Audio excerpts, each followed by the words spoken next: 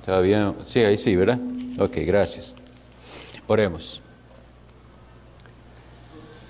Bendito Dios, te damos muchas gracias que nos das este espacio precioso para acercarnos a ti y escuchar tu voz. Creemos que tú hablas, que tú has hablado por tu santa palabra, la Biblia, y creemos en el Espíritu Santo que ilumina la mente y el corazón con tu santa palabra. Bendice entonces, Señor, este espacio y mira nuestras almas necesitadas. Tú eres el que sabes, tú conoces todo, lo más profundo de nuestro corazón, tú lo sabes. Ten misericordia de nosotros y reparte a cada uno según la necesidad de cada uno, según tu misericordia. Y concédenos ver un derramamiento de tu Espíritu Santo que transforme.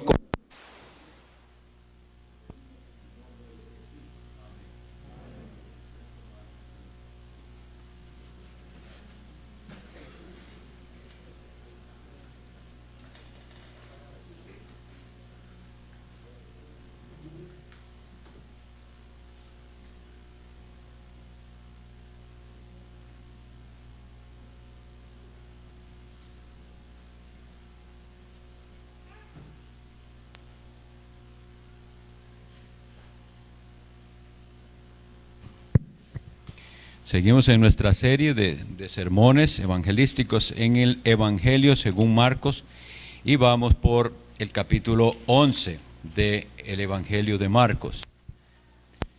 Vamos a leer y meditar en los versículos del 12 al 26. Marcos 11, del 12 al 26.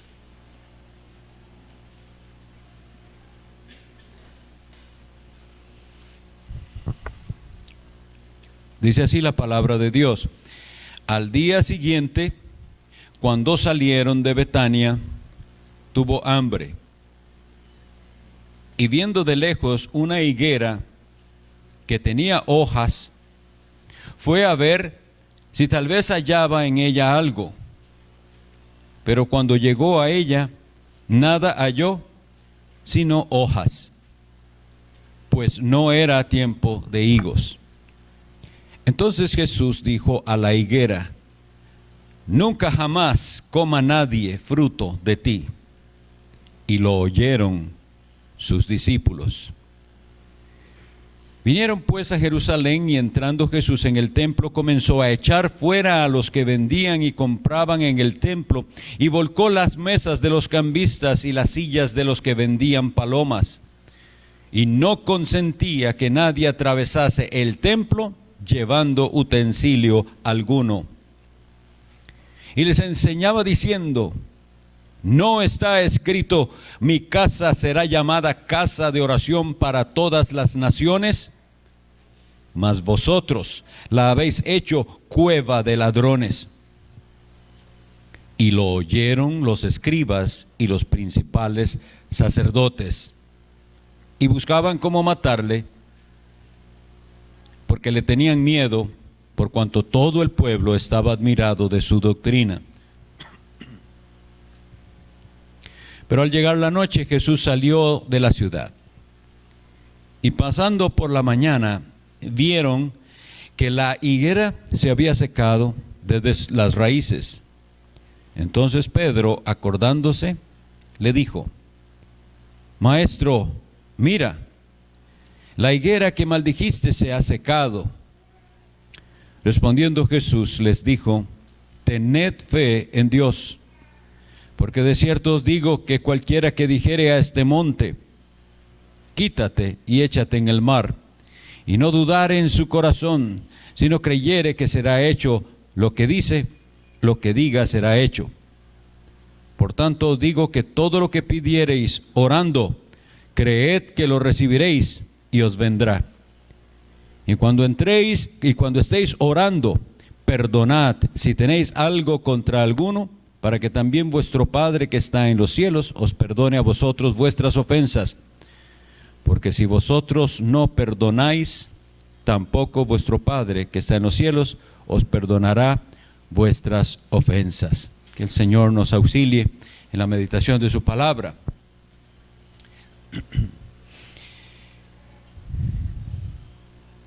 Quisiera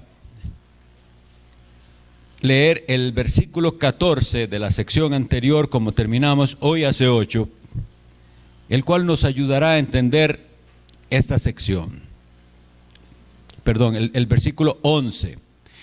Habíamos visto la entrada triunfal en Jerusalén, y dice así el versículo 11: y entró Jesús en Jerusalén y en el templo, y habiendo mirado alrededor todas las cosas, como ya anochecía, se fue a Betania con los 12. Entonces, por favor, presten atención a esa frase del versículo 11 y nos sirva de introducción a todo lo que luego está sucediendo en este relato.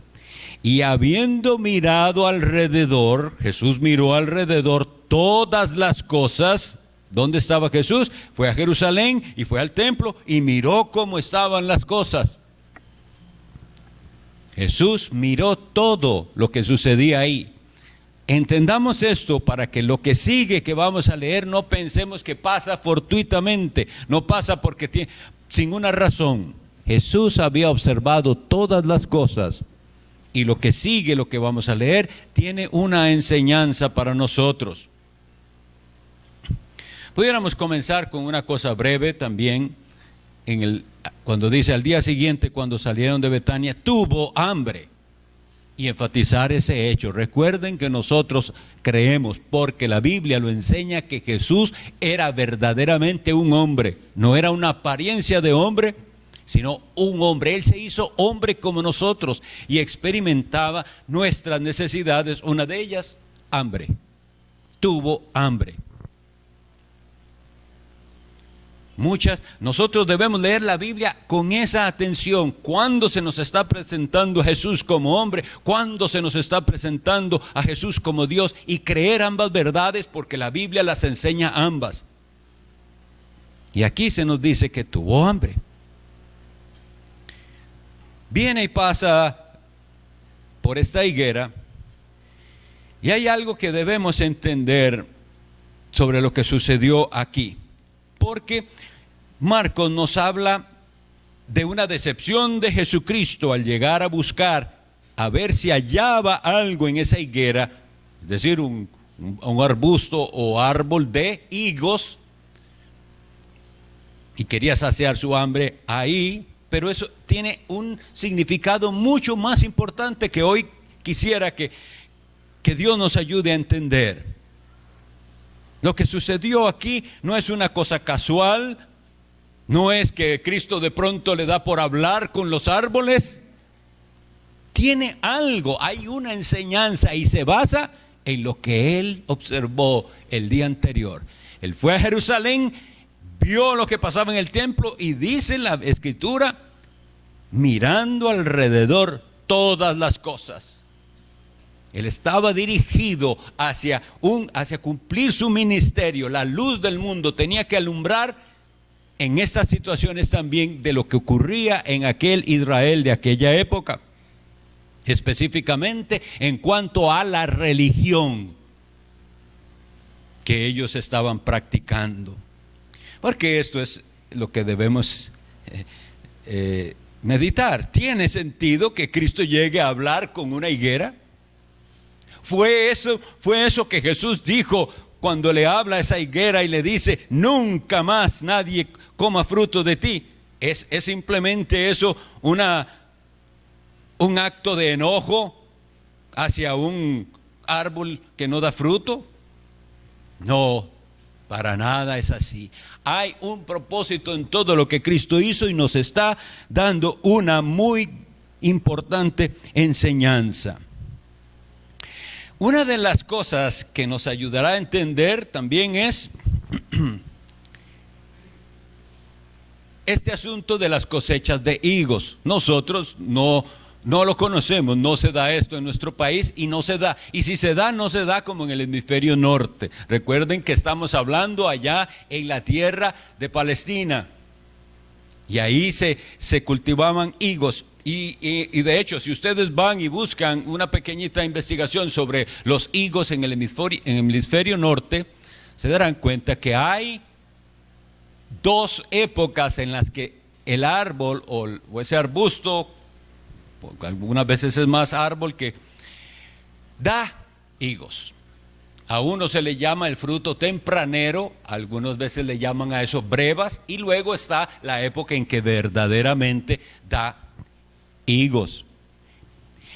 Los relatos de los otros evangelios no dicen esto que sí nos dice aquí Marcos, pues no era tiempo de higos. Esto tiene que darnos una enseñanza. ¿Por qué Marcos especifica que no era tiempo de higos? Eso debería ayudarnos a entender algo. No era tiempo de higos, no era la cosecha normal de higos, pero ya la higuera tenía hojas.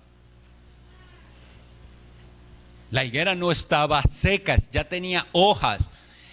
Esas son cosas que solo los que observamos plantas notamos. Hay épocas en las que un árbol puede botar todas sus hojas y no es que se murió, es su ciclo. Es su ciclo. Bota todas las hojas, se queda como si estuviera seco en el invierno y luego vuelven a retoñar las ramas. Jesucristo mismo lo usó en otra de sus presentaciones. Dice: de la higuera aprended la parábola, cuando ya sus ramas brotan tiernas, dice, ¿sabéis qué? El verano está cerca. Es decir, era una planta de ciclos. Y entonces en ese fruto tempranero, cuando ya había hojas, debería haber por lo menos ese que llamaban brevas, que es casi como según he escuchado, una especie de flor que se come. No es igual al higo, pero eso también le llamaban higo. ¿Y qué nos está tratando el Señor de enseñar aquí? ¿Hay alguna enseñanza para nosotros? Yo creo que no es difícil de entenderla. Y lo que el Señor Jesucristo está condenando y sobre lo que Él lanza su maldición es sobre una religión de apariencias, pero sin fruto espiritual. Una religión de apariencias. Esa era la religión que se vivía en el tiempo de nuestro Señor Jesucristo. Hay dos cosas que, si ustedes prestan atención, también dice aquí que son llamativas en el relato. Cuando Jesús le habla así a esa higuera y le dice: nunca jamás coma nadie fruto de ti, dice, y lo oyeron sus discípulos. ¿Por qué dice eso? Bueno, lo dice porque no lo dijo suavemente, no lo dijo en secreto, no lo dijo a algunos de sus discípulos, como a veces decía. Lo oyeron sus discípulos. ¿Y por qué lo oyeron? Porque era la intención que ellos lo oyeran. Y ellos deberían tener esa intención de escuchar todo lo que Jesús dijera. Hoy en día tenemos el grave problema de que la gente solo quiere oír partes de las cosas que Jesús dijo. No todo lo que Jesús dijo es agradable a la gente hoy. Y aquí dice: y lo oyeron sus discípulos. Pero si ustedes se fijan en el versículo 18, dice una frase también muy similar: y lo oyeron los escribas y los principales sacerdotes. Hay dos maneras de escuchar. Dos oyeron las palabras de Jesús en diferentes ocasiones, y ustedes y yo debemos determinar con sinceridad y delante de Dios en cuál de esos grupos estamos y cómo oímos lo que Dios habla. ¿Usted está oyendo como los discípulos, tratando de entender la enseñanza y aplicarla a su vida, porque usted es verdaderamente un discípulo? Discípulo significa que camina detrás de su maestro, que aprende, que sigue sus pisadas. Y si usted escucha como discípulo, deberá atender. O puede que usted escuche como escucharon los escribas y los principales sacerdotes. Escucha sin fe, escucha para criticar lo que Jesús está diciendo, escucha para dudar. Lo oyeron, ambos lo oyeron. ¿Cuál es la palabra que usted está oyendo y cómo la está aplicando a su vida? El Señor Jesucristo, entonces, al hacer eso con la higuera, hermano, no está peleando con un árbol. Eso significa algo. Esa higuera representa a cierto tipo de personas. Unas personas, como vuelvo a repetir, que tienen una religión de apariencias. Muchas hojas. Dice, y tenía, vamos a ver qué encontramos aquí. Hay una buena apariencia, de lejos parece que sí, me acerco y veo muchas hojas, ahora sí, vamos a hacer la comprobación. Y no hay fruto. Bueno, así se acerca Jesús hoy en día, y así también encuentra personas que dicen ser seguidores de Cristo, que dicen ser cristianos, y que dicen que sí creen la Biblia, pero no hay fruto.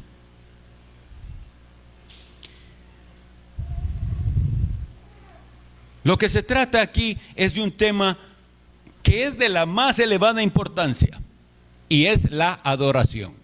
Porque lo que sigue aquí es Jesús, que todo esto lo había visto, como le dije el día anterior. Él observó todas las cosas.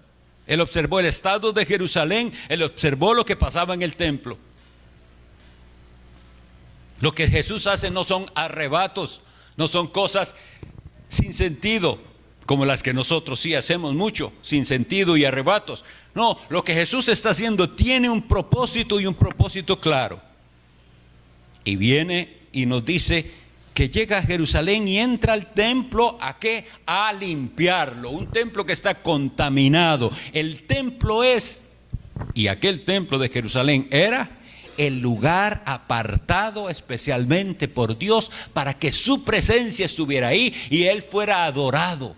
El Dios vivo y verdadero había prometido su presencia en ese lugar, en Jerusalén.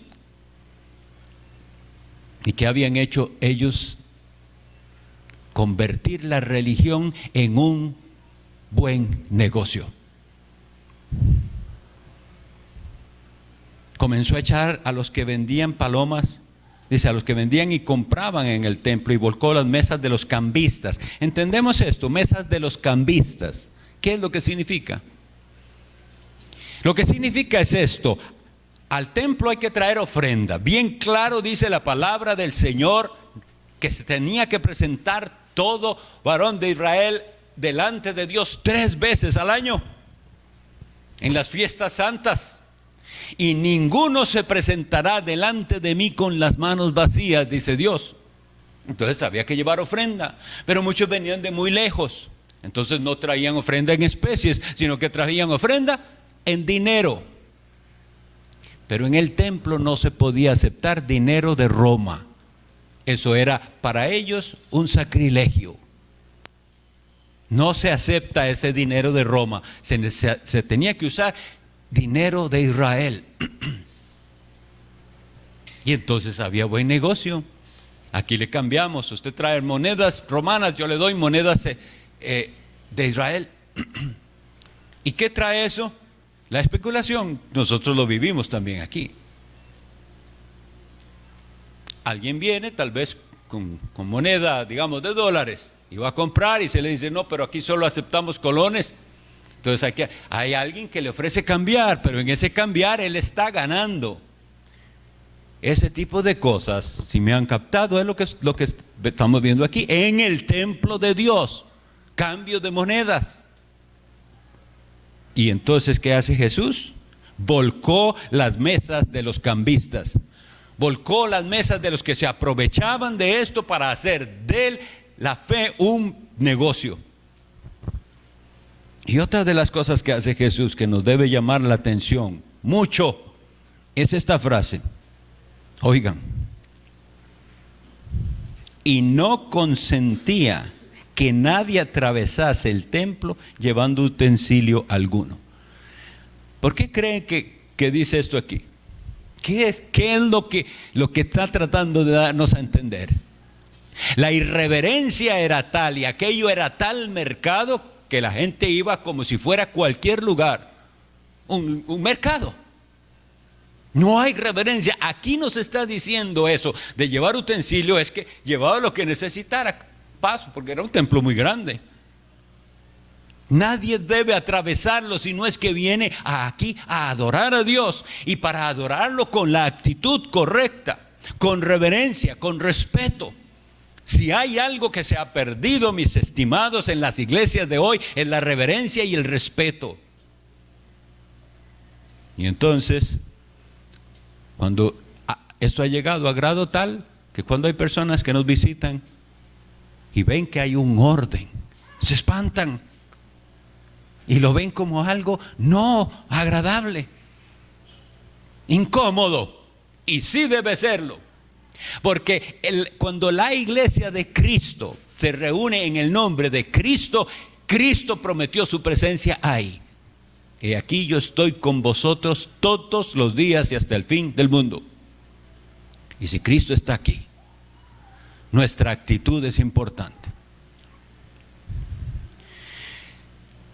Es triste lo que ha ocurrido hoy en día y tenemos que pelear contra eso, pero pelear de manera sabia. No simplemente meternos en discusiones, no. Peleamos esta batalla como lo dice la Biblia, no ser vencidos de lo malo, vencer con el bien el mal. Y eso que estamos viendo es malo. Esa falta de reverencia en la casa de Dios es malo. Ese venir a la iglesia como si usted fuera para cualquier otro lugar, donde ni se fijó si es ropa adecuada para llegar a la casa de Dios, eso es malo. Y yo lo digo con este entendimiento. No estoy diciendo que si alguien es lo único que tiene y las circunstancias y no pudo, no sé qué, que no venga a la iglesia por eso, jamás.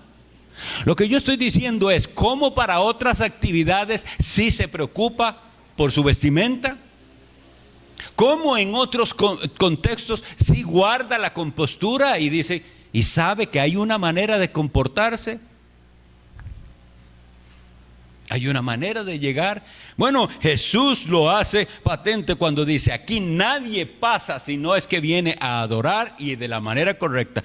No permitía, dice aquí, no consentía que nadie atravesase el templo llevando utensilio alguno.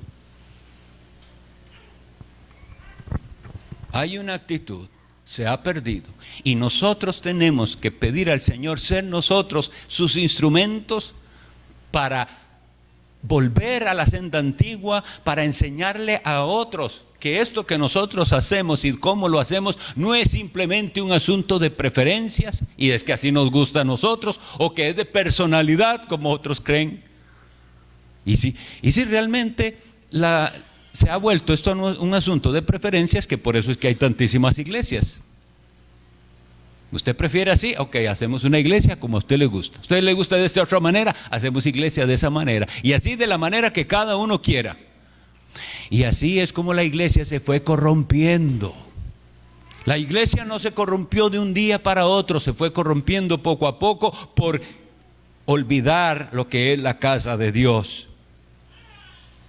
Y les enseñaba diciendo, no está escrito, mi casa será llamada casa de oración para todas las naciones, mas vosotros la habéis hecho cueva de ladrones. Desde que Jesús está diciendo aquí, Él está anunciando algo que los mismos hebreos no entendían, como para todas las naciones. Ustedes saben que al templo no podían entrar extranjeros, eso era profanarlo para ellos. De hecho, ustedes leerán en los Hechos que esa fue la causa que los judíos trajeron para decir que a Pablo había que matarlo. Él profanó el templo porque creían que uno de los que él andaba, que era gentil, había entrado al templo. No podía, solo el pueblo de Dios podía entrar a la casa de Dios. Pero Jesús nos está diciendo en esto y nos está recordando una profecía que nos habla de algo maravilloso. Ahora es la casa de oración, no de los israelitas, no de los judíos, para todas las naciones. Qué hermoso es esto. Es para todas las naciones. Nosotros tenemos hermanos en todas partes del mundo. Y esto no es una cuestión de cultura tampoco, porque hay gente que ha hecho de la religión un asunto cultural. Y entonces cree que si usted es caribeño, sus cultos tienen que ser como los del Caribe. Y que si usted es africano, los cultos tienen que ser como los de África. Y cosas así. No, en la casa de Dios, en la casa de Dios hacemos lo que Dios ha mandado que se haga. Y Jesús nos da claras enseñanzas. No hacer de la religión un negocio, profanando el templo de Dios con actividades que no son válidas en la casa de Dios. Y la actitud de las personas.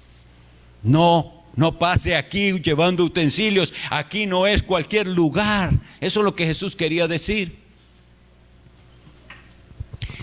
Esa actitud en la casa de Dios se necesita para que el pecador entienda cuán lejos está de Dios. Si nosotros hacemos del culto al Señor una cosa tan atractiva al mundo, nunca se dará cuenta el pecador de lo lejos que está de la presencia de Dios. Nosotros tenemos que hacer y obedecerle al Señor en esto. Mi casa será llamada casa de oración. ¿Cómo va a ser llamada la iglesia casa de oración si la gente no ora? Casa de oración significa que es de eso. Eso es lo principal que se hace ahí. Orar juntos, orar individualmente, orar. Dirigirnos a Dios, ¿qué es orar? Clamar a Dios. Para eso es que estamos aquí, para clamar juntos a Dios. Todas las naciones invitadas, pero clamar juntos a Dios. Y nosotros somos acercados a Dios. El Espíritu Santo actúa en el corazón del pecador para hacerle ver cuánto necesita a Dios y le enseña a orar. Nosotros no aprendemos a orar solos, ni es algo que surge de nosotros. Claro que sí podemos aprendernos hasta oraciones y decirlas, o salmos o lo que quieran, pero eso no es todavía orar. Para que sea casa de oración y para que sea verdadera oración, debe ser impulsada por el Espíritu Santo, elevada a Dios en el nombre de Jesús, con la mediación de Cristo. Eso es verdadera oración. Ahora entonces, ya que hemos dicho estas cosas, pensemos. ¿Hemos caído en esto?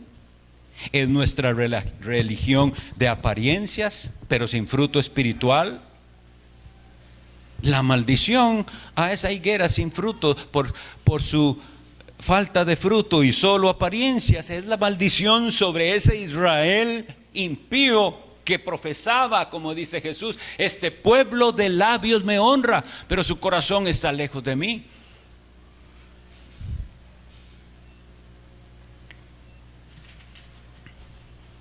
Eso que les decía de esa frase me llamó mucho la atención y digo, no, por casualidad no está ahí cuando dice, y lo oyeron sus discípulos, y lo oyeron los escribas y los principales sacerdotes. Y Jesucristo dice, leemos en Lucas 8:18, mirad pues cómo oís, porque a todo el que tiene se le dará y a todo el que no tiene, aún lo que piensa que tener se le quitará. Oigan. Vuelvo a repetir, si usted le presta atención a la palabra de Dios, aunque yo no la comente, Dios la puede usar para su bien. Preste atención a la palabra de Dios. Dice Jesucristo, mirad pues cómo oís. Hay una manera, hay una actitud al oír. Mirad bien cómo oís, porque a todo el que tiene se le dará. Y a todo el que no tiene, aún lo que piensa tener, se le quitará. Y volviendo a Marcos, ¿qué era el problema?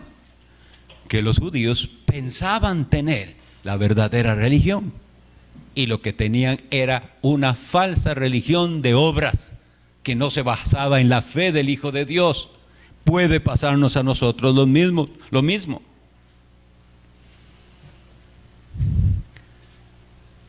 Hay algunos que definitivamente no oyen. Y hay otros que se hacen los sordos. De eso estamos hablando. Dios va a tratar con cada uno de ellos.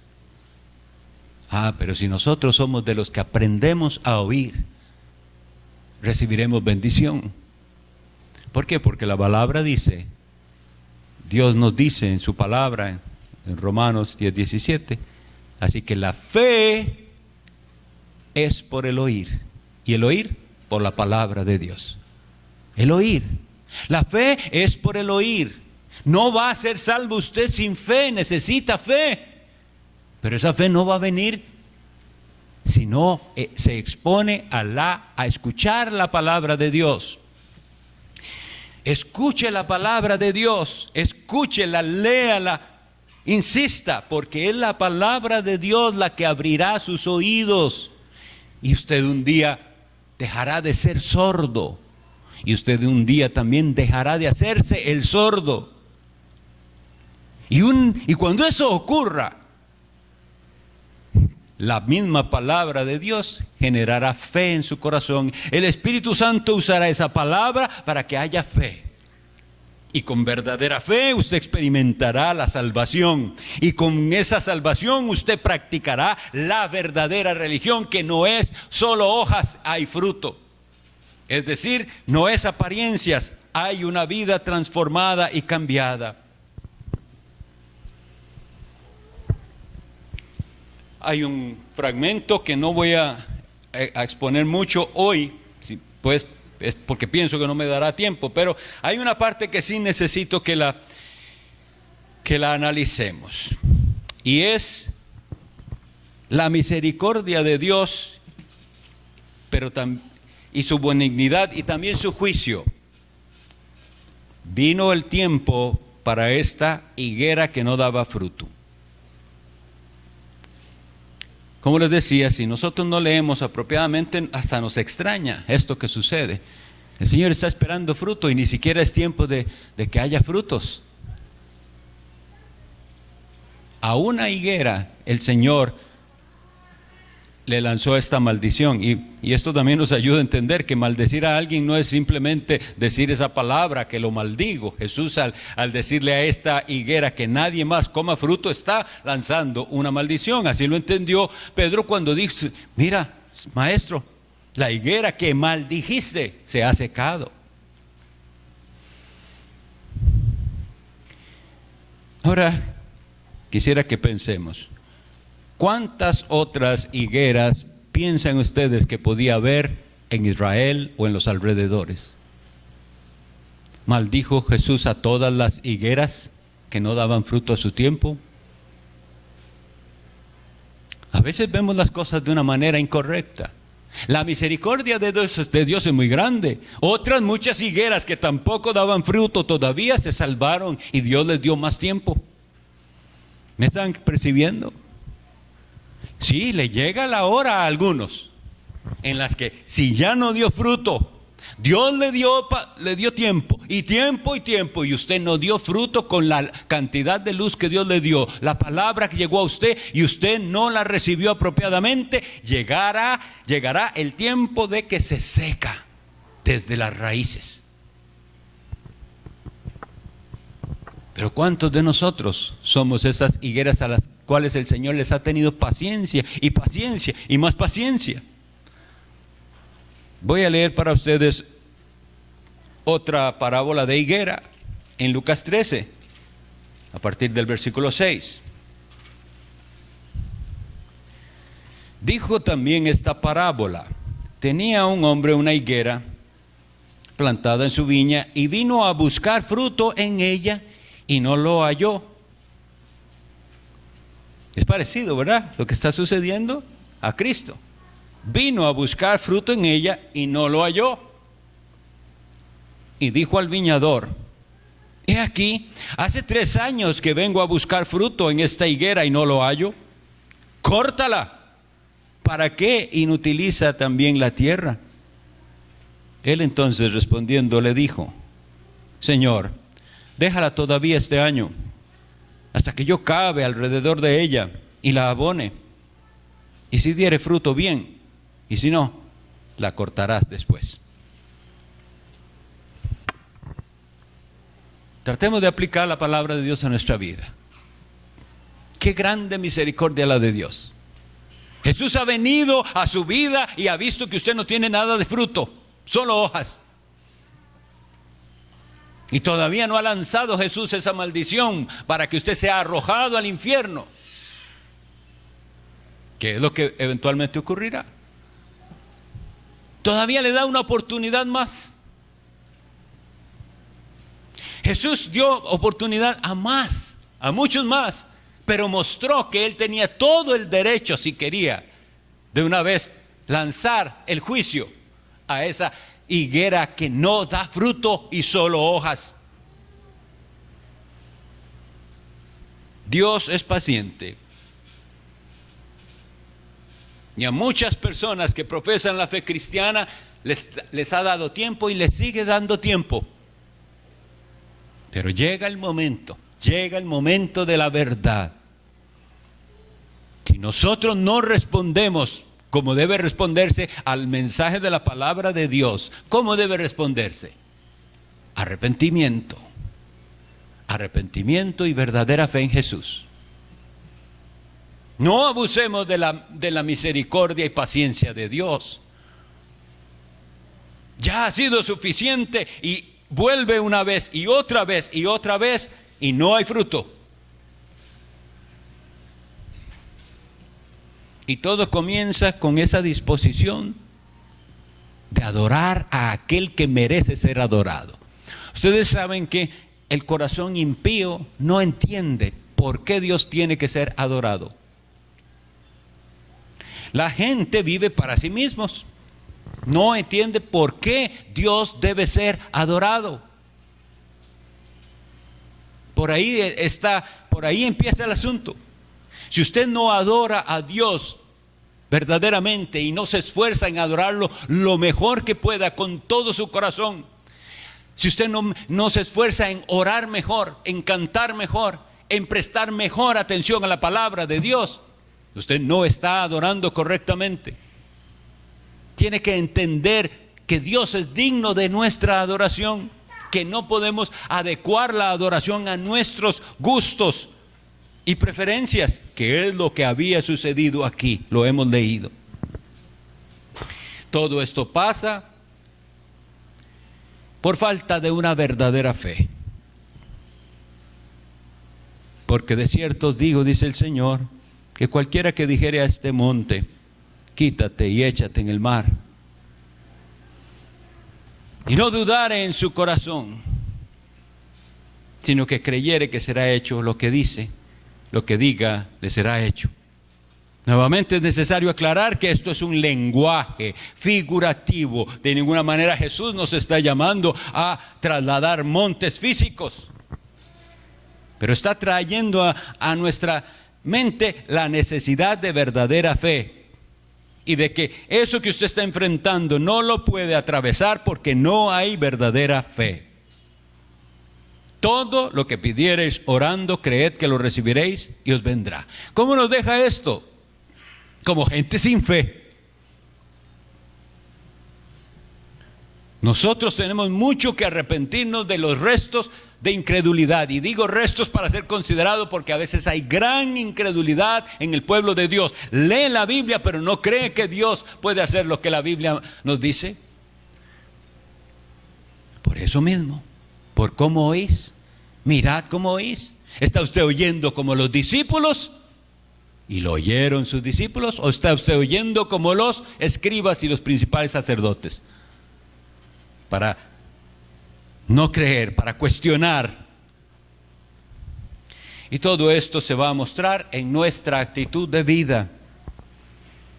Ahora sí voy a ir al fragmento que nos muestra la enseñanza de la necesidad de un corazón cambiado y perdonador. Cuando Jesucristo enseñó a sus discípulos a orar, lo cual se registra tanto en el Evangelio de Mateo como en el de Lucas, incluyó esta frase: perdónanos nuestros pecados, nuestras ofensas, como nosotros perdonamos. Si no hay capacidad en el corazón de perdonar, si no hay misericordia en el corazón, significa que la persona no ha recibido la misericordia de Dios y no ha de creer que sus oraciones sean contestadas. Ahora, pongámonos a pensar esto. No hay muchas personas que creen que les va muy bien y que Dios está a favor de ellos porque tienen muchas cosas de esta vida. Tienen muchas cosas materiales, se meten en proyectos y resulta que son exitosos sus proyectos de negocios o de lo que sea, e interpretan eso como la bendición de Dios. No creo que sea así. Aquí estamos hablando de algo diferente. El reino de Cristo es espiritual. Y lo que nosotros pedimos a Dios mostrará qué clase de personas somos nosotros. Piensen en sus oraciones. Ojalá pudiéramos grabar nuestras oraciones y oírlas. Es útil para muchos cuando lo hacen aquí públicamente. Pero piénselo. ¿Cuál es el énfasis de sus oraciones? ¿De qué anda usted detrás? ¿De cosas de esta vida? ¿De simplemente trabajo y salud y provisiones materiales? Eso muestra quién es usted. Eso muestra cómo oye usted la palabra de Dios. Porque si se predica y se predica de Cristo crucificado, del pecado, de la necesidad de arrepentimiento, y usted no está pidiendo a Dios un mayor arrepentimiento y mayor fe, hay incredulidad, no hay corazón convertido. Pero bendito Dios, cuando hay un corazón dispuesto, que escucha la palabra y que desea aplicarla, entonces nosotros oramos y hacemos lo que aquí dice, orando, perdonad en el corazón si tenéis algo contra alguno. Esa es la actitud. Y eso va a ser de nuestra adoración algo precioso y recibido por Dios. Recuerden que Jesucristo dijo a las personas, si traes tu ofrenda al altar y recuerdas que alguien tiene algo contra ti, deja tu ofrenda.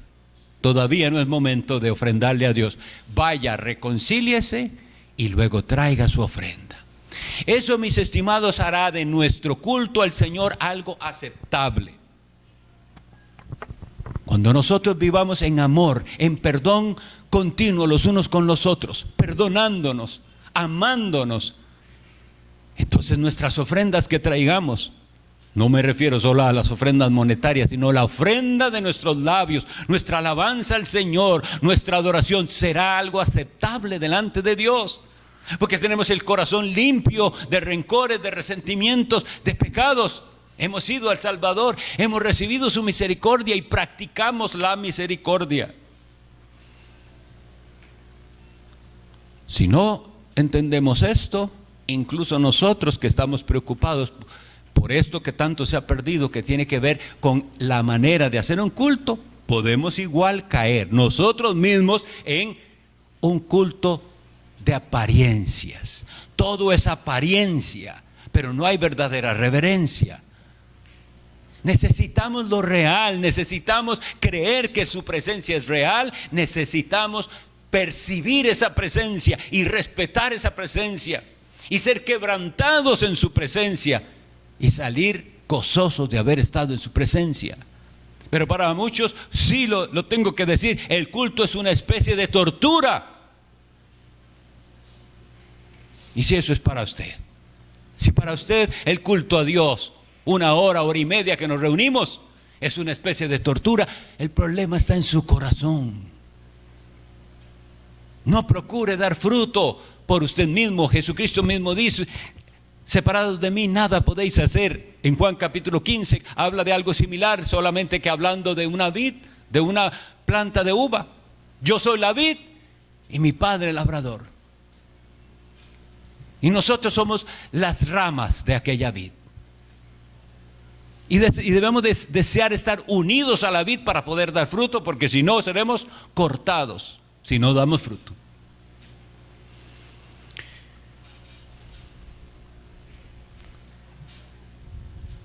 Voy a terminar leyendo las palabras de Cristo, que nos llama a una verdadera adoración, una adoración pura, regulada por la palabra de Dios, pero sobre todo movida por un corazón cambiado. Jesús les enseñaba diciendo: ¿no está escrito, mi casa será llamada casa de oración para todas las naciones? Y había dicho: y no consentía que nadie atravesase el templo llevando utensilio alguno.